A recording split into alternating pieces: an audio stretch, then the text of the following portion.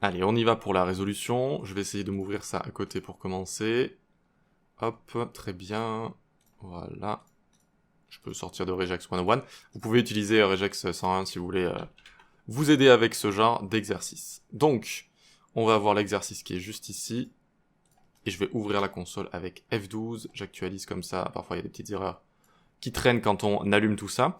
Et on va pouvoir démarrer. Alors, premier exercice ici, remplacer le mot chat par chien dans la chaîne qui suit. Donc, il existait plusieurs manières de faire. Une des manières les plus simples serait de faire str égale str.replace. Je vais replace ma chaîne chat par chien comme ceci. Ok? Je vais log ceci, str. Et je vois que le chien est un animal carnivore et ça a bien remplacé chat. Donc replace peut prendre soit une chaîne de caractères ici, soit une regex, et ensuite on peut le remplacer par autre chose. Voilà pour ça, je mets en commentaire le premier console, c'était pas des exercices trop complexes. Retournez true dans la console si la chaîne suivante contient la chaîne 4, 5, 7, 8. D'accord? Donc comment on fait pour vérifier ce genre de choses? Il y a une méthode très pratique qui s'appelle includes. Est-ce que ça inclut quelque chose? Donc str2.includes 4, 5, 7, 8. Hop, ça me met bien true juste ici.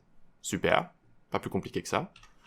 Ensuite, retournez l'index de l'occurrence de la première apparition de la lettre C dans la phrase suivante.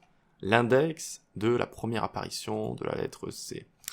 Comment on fait? Eh bien, une méthode très utilisée qui s'appelle indexOf, tout simplement, indexOf, donc str3.indexOf, et je vais chercher C comme ceci. Ok? Et j'ai bien 12 qui est l'index, donc rappelez-vous, les index commencent à 0, et ici, donc, on a bien 12 qui est juste là. Parfait. Parfait, donc, hop, on peut le mettre en commentaire, et enfin, on a juste en dessous, retourner str4 en majuscule dans la console et en minuscule.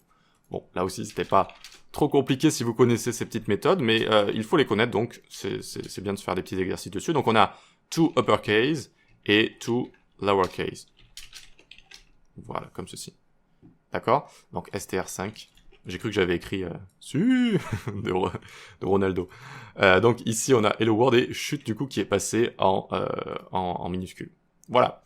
Pas très compliqué, mais ce sont des méthodes qu'il faut connaître, index, includes, replace, etc. Donc c'était assez important quand même de faire des exos dessus. Allez, prochain exercice, ça va être sur les regex, si je ne m'abuse. Donc à tout de suite.